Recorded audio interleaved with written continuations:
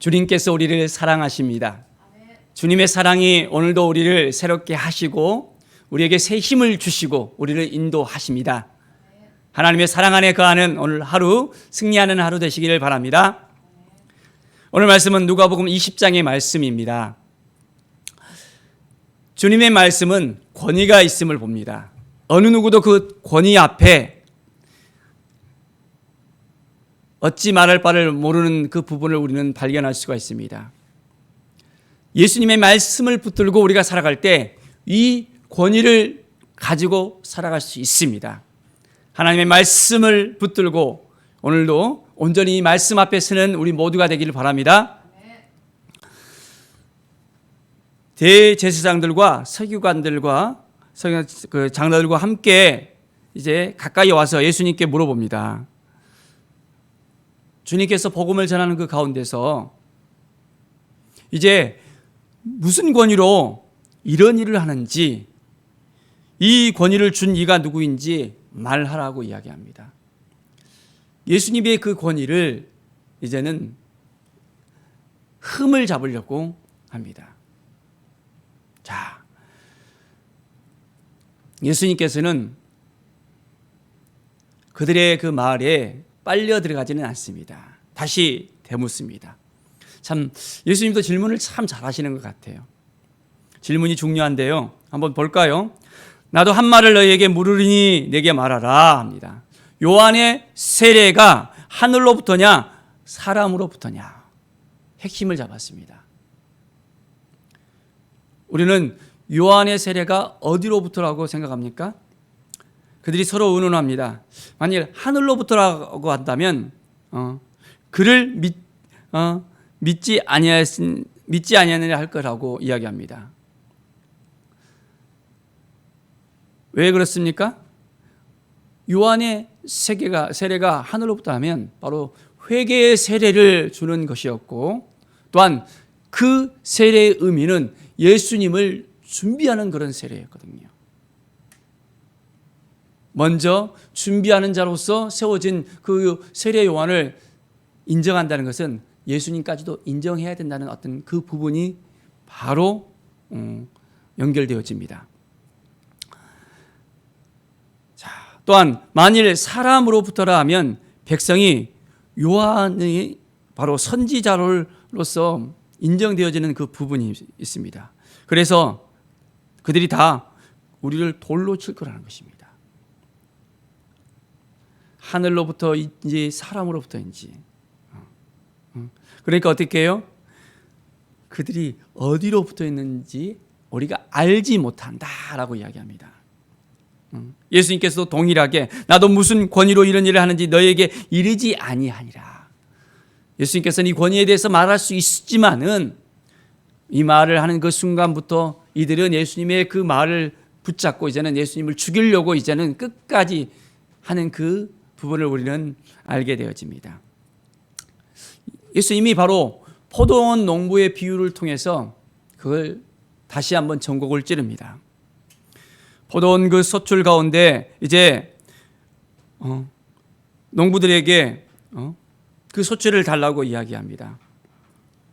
그런데 어떻게 합니까? 한 종을 농부들에게 보냈는데 몹시 때리고 거저 보냈습니다. 또 다른 종을 보냈습니다. 몹시 때리고 이제는 능욕하고 거저 보냈습니다. 이제 세 번째 종 보내니 또 이 종도 상하게 하고 내쫓아 버렸습니다. 자, 세 번에 걸쳐서 했는데 이제는 어떻습니까? 내 아들을 보내겠다. 내 사랑 아내를 보내겠다. 그런데 혹시 그는 아들이니까 존대하겠지 했습니다. 그런데 농부들이 어떻게 했습니까? 이는 상속자이니까 죽이고 유산을 우리의 것으로 만들자라고 이야기합니다. 그래서 포도원 밖에 내쫓아 죽였다는 것입니다. 자, 포도원 주인이 이 사람들을 어떻게 하겠느냐. 자, 16절 봅시다. 와서 그 농부들을 진멸하고 포도원을 다른 사람에게 주리라 하시니 사람들이 듣고 이르되 그렇게 되지 말지어다 라고 이야기합니다. 건축자들의 버린 돌이 바로 모퉁이의 머릿돌이 되었느니라. 주님의 이 말씀을 우리는 분명히 알아야 됩니다. 무릇 이 돌 위에 떨어지는 자는 깨어지겠고 이 돌이 사람 위에 떨어지면 그를 가루로 만들어 흩트리라. 서기관과 제사장들이 이 비유를 듣고 어떻게 합니까? 즉시 잡고자 했습니다. 그런데 백성을 두려워하기 때문에 그렇지 못했던 것을 우리는 볼 수 있습니다. 예수님을 틈만 나면 잡으려 하는 이들의 그 속셈을 우리는 어떻게 생각해야 될까요? 어떻게 보면 이 시대에 있어서 예수님이 갑자기 이렇게 나타나서 복음을 전하는데 도저히 이해할 수도 없고 또한 그것을 받아들일 수도 없고 자기들의 어떤 지금까지의 모든 것들을 도저히 감당할 수 없는 그런 지경에까지 계속해서 이르는 것은 그들을 봅니다. 참 쉽지 않은 어떤 부분이었습니다. 기득권을 빼앗길 수 없는 부분일 수 있습니다. 그 권위가 하나님으로부터라고 이야기한다면 이제 완전히 그들의 기득권은 완전히 다 이제는 내려놔야 되는 그런 실정이었습니다. 자, 그래서 총독에 관련된 부분에 대해서 이제는 물어봅니다. 자, 우리가 가이사에게 세를 바치는 것이 옳습니까? 옳지 않습니까? 라고 물어봅니다. 예수님께서는 그들의 그 관계를 또한 너무나도 잘 아셨습니다. 그리고 데나리온 하나를 다 가져오게 합니다. 데나리를 딱 보여주면서 자, 누구의 형상과 글이 여기에 있느냐라고 물어봅니다. 자, 누구의 형상이 있었습니까? 바로 그것은 가이사의 것입니다 라고 이야기합니다. 자, 그러면 예수님께서 뭐라고 이야기하셨습니까? 자, 25절 보십시오. 가이사의 것은 가이사에게, 하나님의 것은 하나님에게 바치라 라고 이야기합니다. 예수님의 말씀을 능히 책잡지 못하는 그들을 볼 수 있습니다. 이 대답을 듣고 놀랍고 침묵할 수밖에 없습니다. 우리가 하나님의 말씀을 붙잡고 이 말씀으로 살아간다면 어느 누구도 우리를 책잡을 수 없을 것입니다. 예수 그리스도의 이름의 능력으로 살아간다면 우리는 반드시 승리할 수 있습니다. 우리의 권위는 하늘로부터 오는 권위가 되어져야 됩니다. 예수 그리스도께서 우리에게 주신 권위가 되어야 됩니다. 날마다 우리의 삶 가운데 아버지의 마음을 품고 주님께서 주시는 그 은혜를 가지고 온전히 살아가는 것입니다. 사랑하는 여러분, 정말 주님 앞에 온전하게 쓰고 싶습니까? 주님과 함께하고 싶습니까? 주님의 뜻을 붙잡고 싶습니까? 말씀 앞에 쓰십시오. 자, 이제는 부활의 논쟁을 하게 됩니다. 부활이 없다고 주장하는 사두개인이 와서 물었습니다. 자, 모세가 우리에게 써주기를 만일 어떤 사람의 형이 아내를 두고 자식이 없이 죽으면 그 동생이 그 아내를 취하여 형을 위하여 상속자를 세울지니라 라고 이야기합니다. 그래서 29절에 보면 7형제가 있었는데 마디가 아내를 취하다가 자식이 없이 죽고 그 둘째와 셋째가 그를 취하고 7이 다 그와 같이 자식이 없이 죽고 그 후에 여자도 죽었나이다. 자, 그러면서 7이 다 그를 아내로 취하였으니 부활 때 그 중에 누구의 아내가 되리까? 라고 이야기합니다. 이 여자는 누구의 아내가 되어져야 될까요? 참 답을 찾기가 쉽지가 않습니다. 참 어려운 부분입니다. 그렇죠? 그런데 예수님께서는 분명하게 이야기합니다. 자, 이 세상의 자녀들은 장가도 가고 시집도 간다.